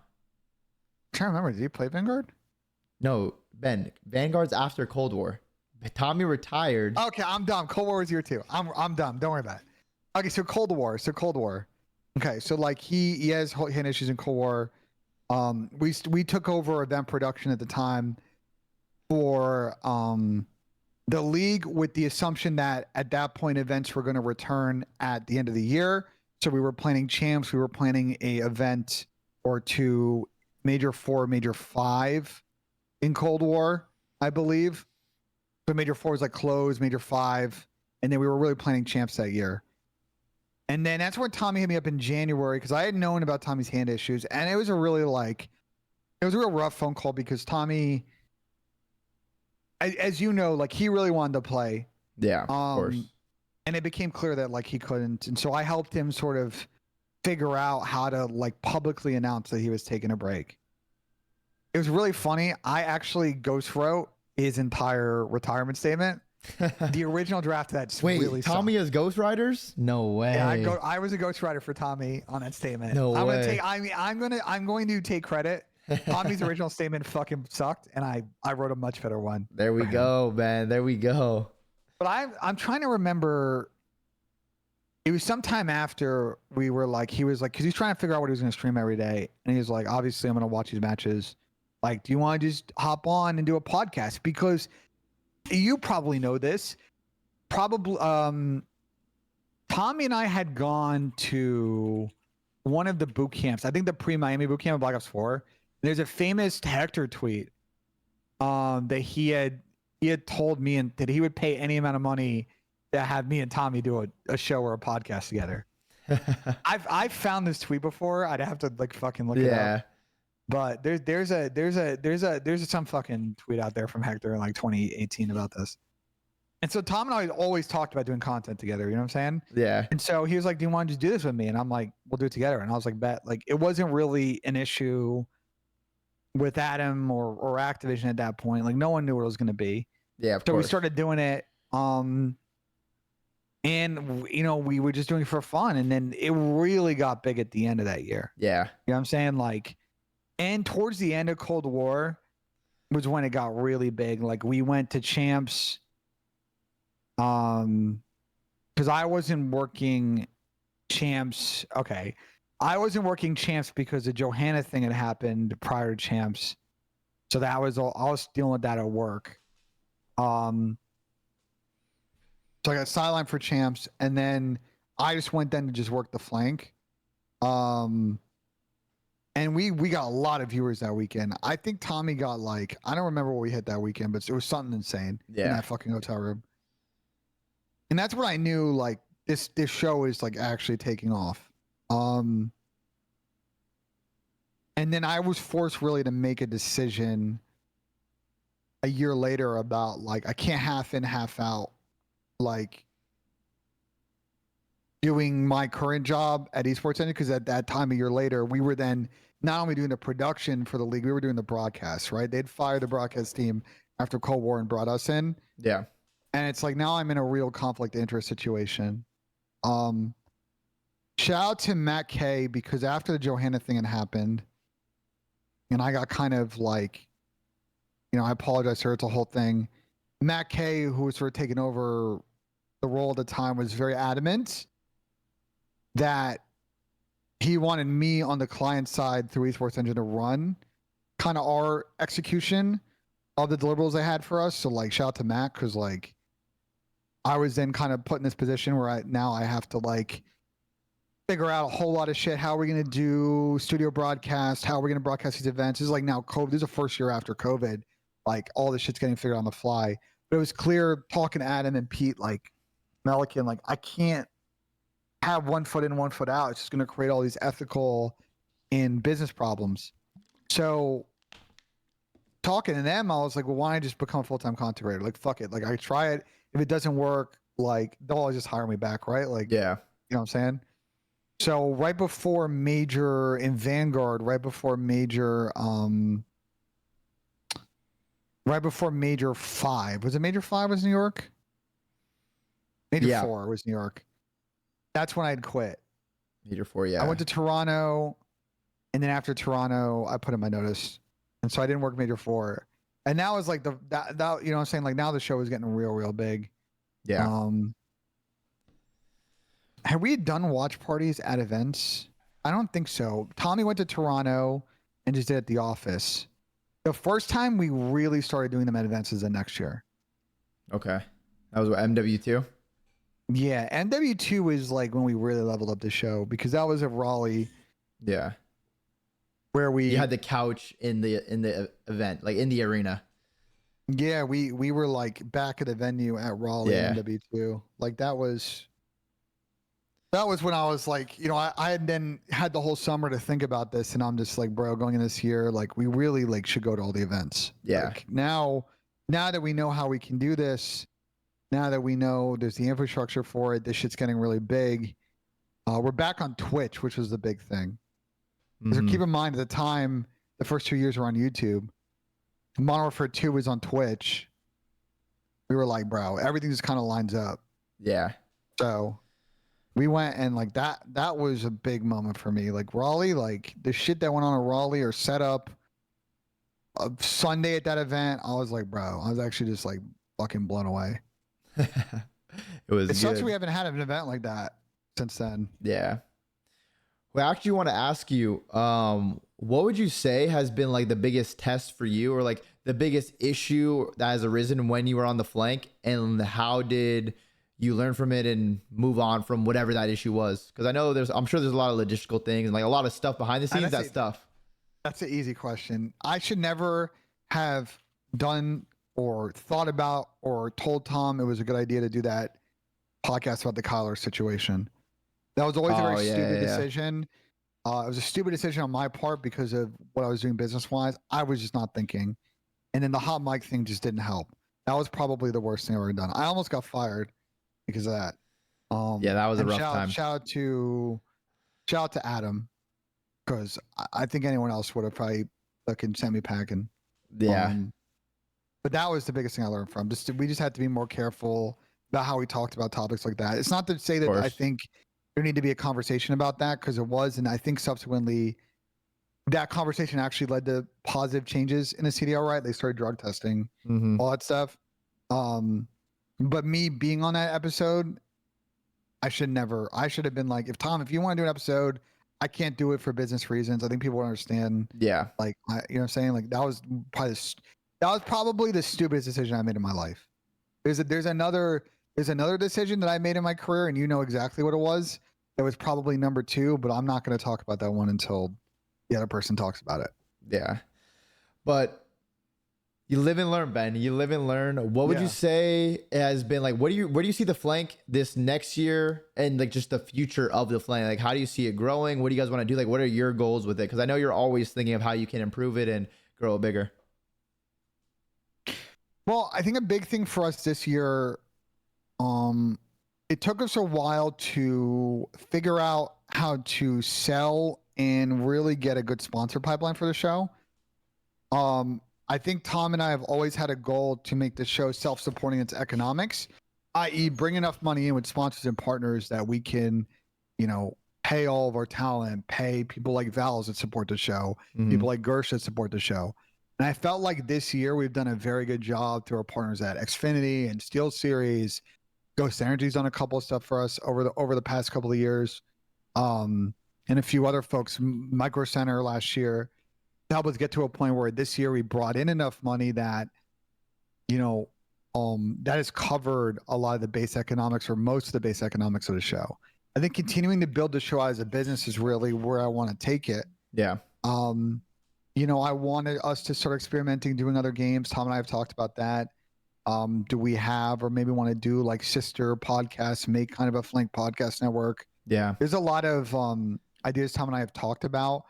Someone in my chat brought up merch, like actually coming up with a good merch strategy. I think this year we've done a very good job. I know we've done collabs. I think the collab that we did with you was like probably one of the best collabs we've ever done. Probably it was the best one for sure. Point. Yeah, it was the best one for sure. No bias, no bias there. No bias. I mean, there. you can let the people talk for themselves as a community. I'm sure you could see and feel the quality, see how good it looks. I see Tommy in the brown hoodie every day. That's also my favorite hoodie. Statement of on air. Shout out, statement of course. But yeah, we love that. That was a great collab. We'll definitely run it back at some point. I think for me, what I want to do with the show going forward is, in specific to COD stuff, is one thing I would like, and I've discussed it with Tom, is do we get to a point with the show where we can expand the talent roster a lot more and rotate people? Because I think what we've started to learn with the flank is that there are a lot of very interesting personalities in the Call of Duty scene. One of the earliest pieces of advice that Tom and I got was from Hex, was like, yo, do not make this a podcast. Continue to treat this as a podcast with loose segments and loose structure, but keep it like people are in a Discord call or a TeamSpeak call. You never know what's going to come through. You never know what's going to be said, and it'll always stay authentic. Yeah. And I've always wondered, like, and Tom and I have talked about and entertained the idea of like, how can we do a structure or format where, we have some mainstay staples. I love our current talent, but like, how do I get a way to get like you on the show more, Clay on the show more, Donnie Temp on the show more, Scrap on the show more? Like, how do I get where we create a structure where current or former players or people in the scene can come on and be a recurring guest host on the show? I would love to find a way to always keep that fresh. Obviously, I want to make sure Tommy's comfortable with it, but like always make sure that we're keeping episodes popping, because as you know, kind of the toughest thing that we have found is always, bro, doing those flank episodes in fucking May. It's so hard. Yeah, there's nothing. Yeah, there's nothing to talk about anymore. So it's like, yeah, it's just boring for not only you guys but everyone else. It's like, what do you talk about? And a couple new faces could potentially bring up different perspectives and new things, and who knows? But it's definitely, that is an interesting but good idea that could, if it works out, could be really successful. Someone, can I address some morons in my chat real quick saying that I want Pat out? I absolutely do not want Pat out. I think Pat fills a very good niche with the fucking episode. Oh, yeah. People love Pat. Even if they hate him, they love him. I would say for me personally, like, I just want to take the pressure off of Pat to have to continuously talk about teams that he doesn't want to talk about. You know what I'm saying? Like, yeah. I think, like, I want, when we have matches that, there's no disrespect to these teams, but when we have Boston versus LAG, I want to have people on that want to talk about Boston versus LAG. You know what I'm saying? Like, yeah. I want us to be able to break down that gameplay in those teams, and like people or hosts that don't feel like they can either comfortably talk about those or feel like they're going to get an engaged conversation. Like, I want to make sure that every show we're putting out is an A+ show. And like the hardest thing that we have found in doing this for 4 or 5 years is like, you get to a point in the season where, like, bro, for example, Cold War, we got to a point where we stopped talking about LAG. By like major 3, yeah. we would be like, yeah, so LAG played today. You know, let's give our 30-second thoughts. They lost. Move on. And then move on. That's crazy. So I think that's something I got to figure out with Tom. I don't know if we're going to do that. This has sort of always been my idea. I've talked about this on stream a lot. Yeah. But as like, you know, I can kind of feel out how next season's going to happen. I love to bring in more hosts and more of a rotating, be as like kind of rotating guest host. You know what I'm saying? Like, we still have our staples. I want to have Chris, Pat, and Sam on as much as I can, as they can allow. But I want to give a platform to people that come on regularly and make for fucking great episodes. Like Scrap was excellent last couple of years. You've come on and been great. Clay, every time he comes on, he's great. Who else always does a good job? Zinni, when he would go on. Yeah, when Zinni used to come on, but now he doesn't. You know, now he's too Hollywood. Conflict of interest, you know. Now he's too fucking Hollywood. It's actually crazy. Austin's come on and been great. Austin, yeah, yep. Shotzi's always been a good host. I love when Ant comes on because Ant's just did. Ant's a vibe. Ant is one of the fun. Ant is so funny because he doesn't like. I think he doesn't try to be funny. Oh sometimes. Yeah, he's just naturally. He does yeah, he's just naturally funny, but like, yeah. Sometimes he comes on, he instigates, and he's come on the show and just purely just try to instigate me and fucking Chris, and it's so funny, bro. Dude, that episode's hilarious. Lamar, somebody to go point. Like, yeah, Lamar. I want to figure out a venue, guys. The thing that Tom and I need to figure out with it is like, we don't want to just have people come on regularly and they don't get paid. We want to figure out an economic structure that like people come on and they get paid for appearing. You know what I'm saying? Mm-hmm. Like, I want to make sure if we're asking current or former players come on, like, that we compensate them accordingly for coming on and doing a couple hours at a time on a show per episode. Yeah. That's why we haven't done it yet, is because we've got to get to a point with the economics. I think what I'm curious about, Dylan, is like what the season structure looks like next year. How many events do we have? You know, candidly, the YouTube thing was a real complication this year. We had a real tough time in the beginning of the year figuring out the contours of what we could and couldn't do. As you know, it was a whole fucking big issue publicly in December of last year. And I think we got to a point by the end of the year that we've gotten to a comfortability with YouTube. I wouldn't say it's not remotely close to what we prefer. We'd prefer to be on Twitch. Yeah, of course. But I think we've gotten to a structure where we can figure out the economics of traveling to events and then make it make sense for us. Yeah. All right, Ben, I got one more question for you. Yeah. I got one more question for you because I got to go start getting ready for practice soon. But okay. What's going on with FaZe, Ben? What's going on with FaZe? And what would you do? What would you think? Because this has been a thing you've talked about a lot. I mean, the whole community has been talking about it. You literally talk about every day, but like, what do you think would be the tipping point to where they actually make a change? And who are players you think they would actually look at realistically?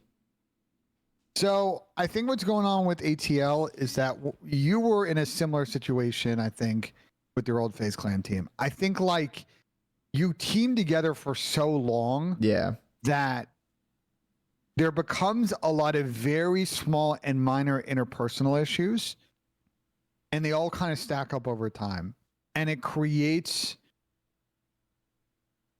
situations where people are unable to overcome in-game issues, which I think with ATL are fairly obvious. MC's got to play quicker, and they need Tyler Abizi to be the same Tyler they get, you know, in like Major 2, for example. But I think the interpersonal stuff is what's preventing them from playing good on Sundays. Because when you watch them play, they just don't look like they're having fun on Sundays. You know what I'm saying? Yeah. If you go look at like Prime Cold War FaZe, like you look at the way they looked like, you know, at the last couple events in Cold War champs, like they looked like they were having fun on the map. Some of my chat said like the OpTic Dynasty. I would not compare it to the OpTic Dynasty because the OpTic Dynasty and the way that the mentality of those guys was totally different. Like the way that Karma and Krim would deal with losses, like it was the end of the world, and the ways in which they would enforce their culture on people like Scump, like I think that's a one-off thing. I just don't think you ever see teams like that. I think for FaZe, they're going to play their best COD when they have swagger, when they feel like they're the best team in the world, when they feel like they disrespect people. That, I think Aix's take from earlier in the year is exactly how they need to play, but it looks like they have a hard time tapping into that mindset. And so if they can't figure that out, and let's say they get like, I think realistically, in order to stick, they'd have to make the finals of EWC. I think if they got top 4 and lost to Toronto or OpTic or New York, I think they make a change. Really? I think if they make the finals or they win, I think they stick. Because the problem, and even then, I think they want to make a change, but can they make a change? To your point, who could they pick up? Yeah. I think there's realistically only 3 people that they'd think about. Because Shotzi would be the 4th, but OpTic winning champs, Ant's going nowhere. Yeah, OpTic's, yeah. Ant's, yeah. They tried to pick up Ant before. Ant's talked about this. That's not happening. Yeah. I think the one, I'll go with from what I think is most realistic to most impossible. Okay, let's hear it. Most realistic is Dan Ghosty, but all of these I think are not going to happen for a number of different reasons. I think the Dan Ghosty situation is more complicated now that Thieves got top 4 at champs. Yeah. Because I think suddenly now, especially like a Joe Deceives is a player you might want to run back next year.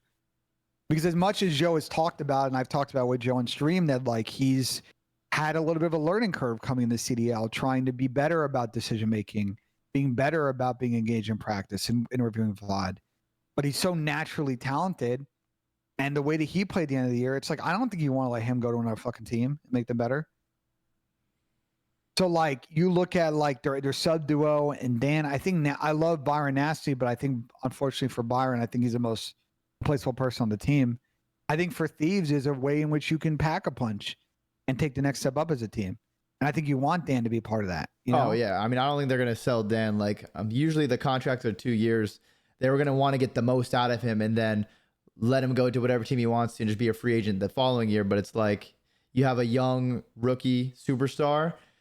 You just got, it's only his 2nd season he played. He played really well. You're not just going to let him go for his 3rd season unless the bag is like completely worth it, where it would cover pretty much your whole team's salaries and everything's for a year. But that's unlikely they pay that much. So I just think the Clarendon and Dan situation won't happen until after EWC on like what Thieves wants to do.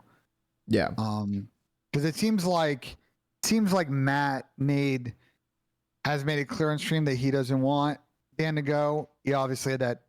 I don't know if that was some clip farming with fucking Formal. Who's the biggest wild card in roster mania, whether or not Formal comes back. So I could see Thieves not wanting to sell him. Then the next tier is Scrappy, because I think that Scrap could help them. People may not agree with this. This is a fire take, but I do think that Zach and Scrap can put their bullshit aside to team together. I truly believe that those two sat down for 2 hours. Realistically, I think they could fucking resolve their issues and they would team together. I absolutely think they would. In a perfect world, I think, yes, anything is 100%. possible and they could and set their things aside. But it also, it's also so fresh too. Like this just happened, Ben. Like it hasn't been even close to a year yet. That's the biggest issue. So I think they would try to find any way not to. So you don't think Scrap would just replace Draza? You want him to replace selling him instead? Well, here's the thing about FaZe is you can go a lot of different ways because think about I'll say this. Zach could run a sub. MC could run a sub. MC literally won champs because he ran a third sub on a fucking map and fraud on that map. Yeah, but it's a lot different to run a sub on one map compared to the whole game because like your whole play style is changing. Listen, I'll say this: MC plays like a fucking bitch when they are, but like I think you put a sub in his hand and tell him fucking go rogue, hit long routes, like and actually just don't care about your life, and I don't care if you go 20 and 30. We're gonna win by 100. I think he'll play fine. I think MC is talented enough to run as like a sub. You know what I'm saying? No one's questioning his talent. It would just be a transition period. So whether they would drop in this hypothetical BZ first scrap or MC first scrap, I don't think the roles matter. They're not going to drop Zach for it. I truly believe in that situation that they would keep Zach, and I truly believe that Scrap and Zach can figure their shit out. I think their girls can figure their shit out. I think they have mutual friends that can help that situation. I honestly believe that people say that would never happen. I'm telling you, nothing is impossible in the world of Call of Duty. If there's anything I've learned about watching the scene since we talked about this podcast, I watched the Black Ops 2. There have been plenty of people I thought would never team with each other in a million years, and subsequently a fucking team with each other. We're literally talking about a FaZe team that had a massive beef with fucking Draza a year ago, and they instantly put that aside to fucking team with them. I truly believe that can happen. Now, here's a problem with Scrap. Is that he is under contract for one more year, as far as I know, with Toronto. Okay. The way that Overactive Media operates, they rarely, even North America especially, sell players to another rival team. They just don't do it. And I think in order for Scrap to get off of that team, he would have to pull an Mbappe, basically, is what I'm saying. You ever follow like the Mbappe PSG saga the last couple of years? I know you don't watch a lot of football, Harry Kane and all that, but Harry Kane's terrible. Yeah, I know you don't. But like basically to compare that, like Mbappe for the Real Madrid was a whole multi-year saga. It was clear he wanted to leave PSG. They wanted him. They paid him a lot of money. Scrap's gonna have to burn bridges with Toronto to get off that situation. Yeah, I mean, they'll probably realistically just keep him for his third year, and then after that, he'll either join FaZe or OpTic. So, who's the last player you think? Oh, but here's I want to give this wrinkle, though. Okay. Can I just finish this one thought? Okay, yeah, finish the thought, Ben. Let's go. You got this. Let's say that Toronto does not play well at EWC. Okay? I realistically want people to think about this scenario. Truly want people to think about this. If you are Toronto Ultra, what are you? Scrap leaves. This team clearly needs a rebuild if they don't win EWC. Right? So realistically, are you keeping Dylan Envoy and Kleenex and getting rid of Jamie and making one change? Is that enough? I don't know. Does Overactive Media think about staying or leaving in Call of Duty? Because I actually don't know the answer to that. I don't have any information. I'm just purely speculating. But that could open up the vehicle for Scrap to leave. If they're basically like, you know what, we're not really sticking it out. A lot of other people are getting out. We maybe have an interested party that we can sell a spot to, maybe a Liquid or Falcons or fucking whoever. Then they get out. That would open the door to Scrap leaving like very easily. Because they would want to they would want to sell them and just get out. Cash out. Yeah. They want to take the cash and go. Interesting. Paco I didn't put as the last person on the list because I realistically think based on what C9 Jackson on Reddit, which I can probably find. He said on Reddit that basically they were going to pick up all the options on the players. I found the post. He said, "Hey guys, this is 13 days ago. This is 2 weeks ago. Clear concern. I can tell you that we're taking the option to extend all contracts on our COD team. I'm throwing back in COD and looking forward to sharing more about our branding soon. I am going to reach out to Jack this weekend and see if Jack is going to EWC because I would love to talk to Jack about like the Paco situation going forward." Yeah. Right. Like, are they fully committed to Hydra? Because Cloud9 is a history recently in a lot of orgs. I don't know why this person deleted their fucking tweet. Their post. There fucking was. This post got deleted, which is fucking whack. Because like it was a whole breakdown of Cloud9 has since like the crypto collapse unwinded a number of situations and sold a bunch of like key players and superstar players. So that's there's why a that was chance. all coming from. Yeah, but like if they're gonna run back the COD team, like they may not want to let they may want to not let fucking Paco go. Yeah. And I think if they let him go, it'll be expensive. Well, the issue But for if the COD team is also, sorry to cut you off, they're in their second and Paco would be in his third year of contract. So you know how much contracts go up in price and salary when that does happen. So it could be 500 to 1.5 million dollar difference, like total of like all the players, because like they still won champs, and there could be incentives in the contract as well for winning an event. They won Major Four, got second at champs. So like there is a lot of money that they might have to start spending, even more than they presumed before. So it'll be interesting. Yeah, I mean, listen, if they're willing to move on from Hydra, if Hydra goes to FaZe, it's over. So, and Oh, that move, like a simp Hydra sub duo would probably be potentially the greatest sub duo of all time. yeah, that'd be terrifying. Like just think about that sub duo, bro. Yeah, I'm not scrimming them. Way, I'm not gonna have them ruin my day. bro. And the way that both those guys play and their ability to find gaps, and then also like, bro. I mean, dude, that's just like That'd be insane. That would be insane. Ben, that's gonna be it for me. I gotta go get ready. Almost the longest episode we've had, 2 hours. There's nothing like sitting with Ben and talking shop, talking COD, talking history and everything. It's been an absolute pleasure to have you on, Wenjay. You're the man. Appreciate you taking the time out of your busy schedule to come on the show and talk all the history we have and all the new things that are gonna happen soon in Call of Duty. I appreciate you. Well, I'm welcome to come back on the show anytime, and as always on the flank side, Dylan. Yes, sir. Yeah, I'm going to come through and help you out. Go help Tommy. Tommy needs your help in the chat. Yeah, Tommy needs my help. I'm gonna have to wrap this up. Peace out, everyone. We'll see y'all later.